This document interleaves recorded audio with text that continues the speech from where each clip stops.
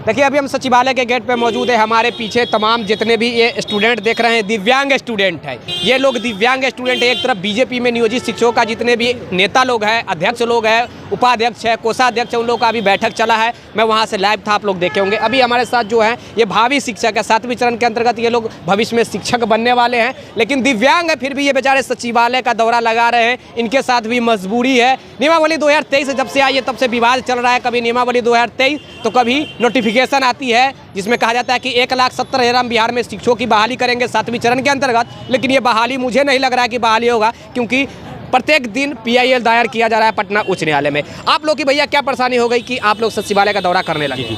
देखिए सर, हम लोग का परेशानी सिंपल सी है। हम लोग कोई नया मांग नहीं मांगने आए हैं, हम लोग एकदम जेन्युइन मांगने आए हैं जो पहले होता हुआ आ रहा है। 6ठे चरण में जनरल महिला के लिए 82 नंबर पासिंग मार्क्स था, SC ST और दिव्यांग के लिए 50%, सीटेट हो बीटेट हो ये सभी में नियम का पालन होता था सर। उसी के आधार पर 6ठे चरण में लोग टीचर भी बने हैं। वो लोग भी हम लोगों के साथ में एग्ज़ाम देंगे। जो BPSC अपना विज्ञापन निकाली है शिक्षक वाला, वो लोग भी हम लोगों के साथ में एग्ज़ाम देंगे।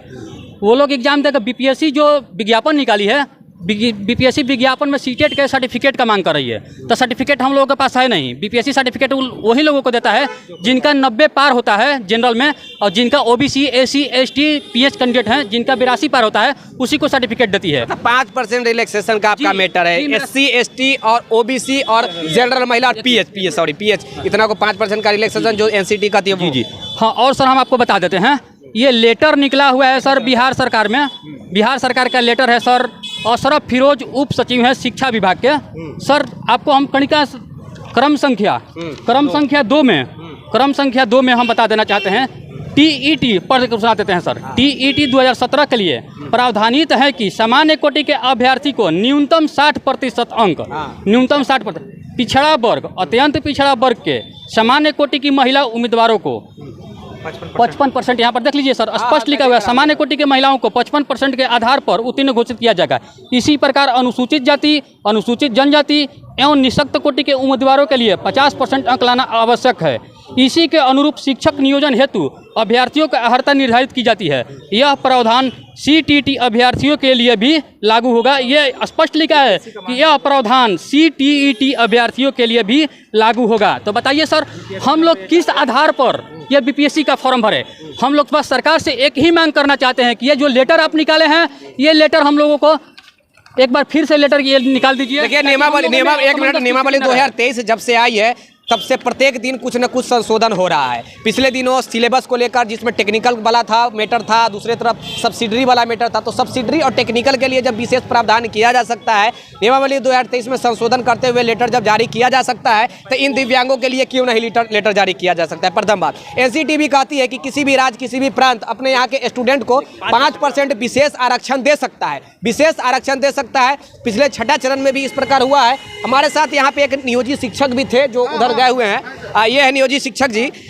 इनके समय में ये 6ठे चरण में ये शिक्षक बने हैं। आपके समय में कितने नंबर पे मिनिमम हुआ है भैया? जैसे उस समय बिहार सरकार हम लोगों को ST कैटेगरी में की थी, लेकिन अभी हम लोग EBC में आ गए, 75 नंबर पर हुआ। 75 नंबर पे हुआ था ना। ये मैं इसलिए बतलाना चाह रहा हूँ कि ये जीता जागता सबूत है कि 6ठे चरण में 75 नंबर पे यानी कि 50% अगर सीटेट में केंद्रीय शिक्षक पात्रता परीक्षा में आपका आता है तो भैया आप अयोग्य माने जाते हैं। तो 7वीं चरण में क्यों नहीं? 2023 नियमावली जब से आई है कहा जा रहा है कि ये काला कानून है। अब पता नहीं, मैं नहीं कह सकता हूँ कि काला कानून है या गोरा कानून है, लेकिन कानून जब बना है भैया तो सबके लिए जो अधिकार शुरू से चल रहा है वो मिलना चाहिए। आपका क्या परेशानी है सर?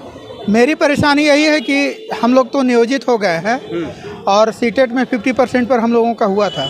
बिहार सरकार हम लोगों को अब EBC में कर दी है, तो EBC में जो एलिजिबिलिटी मांगा जा रहा है वो 82 नंबर अप्रॉक्स मांगा जा रहा है।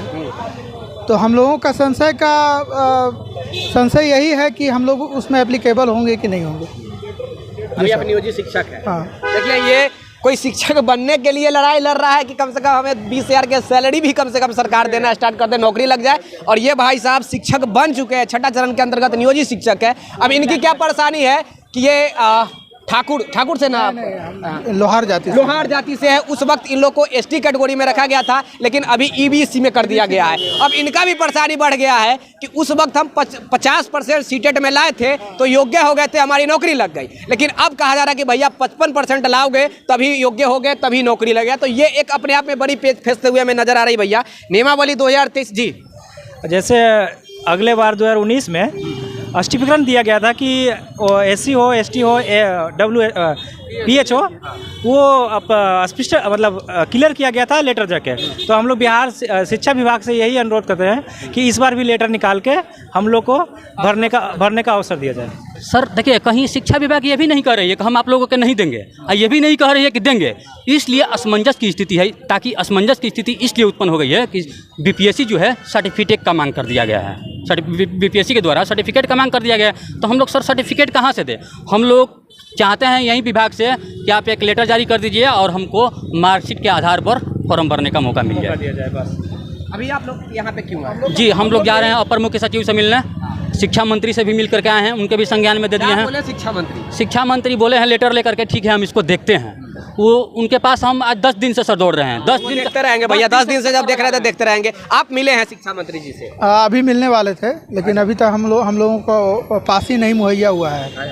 लेकिन हम मांग करना चाहते हैं कि जब ईबीसी में हम लोग को कर दी है सरकार, तो नियोजित होने के बावजूद भी हम लोगों को मौका क्यों नहीं मिल रहा है? उस समय तो एसटी में हो गया था हमारा नियोजन और 50% के बैकग्राउंड पर हो गया था, लेकिन अब ईबीसी में आ गए हैं तो हम लोग को मौका मिलेगा कि नहीं नियोजित शिक्षक को? हाँ सर, मतलब अभी मिलने जाना है सचिवालय में अधिकारी? हाँ, मिलने जाना जाइएगा सेक्रेटरी से मिलने। ये जितने भी लोग यहाँ पे देख रहे हैं, एक बार ऊपर करके कैमरा दिखलाया भीड़ थोड़ा, ये जितने भी हैं सब भावी शिक्षक है। कोई भावी शिक्षक है और इसमें इक्का दुक्का भैया शिक्षक भी मौजूद है। भावी शिक्षक और इक्का दुक्का शिक्षक भी मौजूद हैं। सब परेशान है 2023 नियमावली से, सब परेशान है। बीजेपी अभी एक चीज़ बोली है कि भैया ये काला कानून है। मुझे लग रहा है अब ये सब भीड़ देखकर कि काला कानून ही है, क्योंकि दिव्यांग स्टूडेंट जब भैया धूप में चलकर ये जब आ रहा है तो क्या कहा जा सकता है जी? हम लोग सर देखिए, हम नियमावली के आधार पर सुनिए एक मिनट सर, इसके आधार पर सर अगर हम लोगों को सरकार नहीं देती है तो हमारे पास फैक्ट कानून है।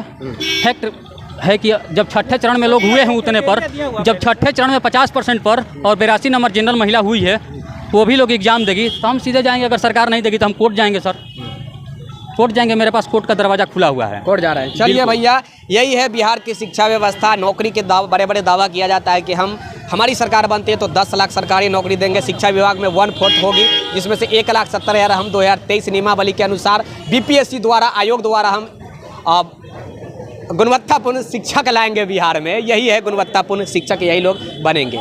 विशेष जानकारी के लिए आप लोग अवश्य जुड़े हुए रहिएगा। लाइव न्यूज, खबर तो पक्की है।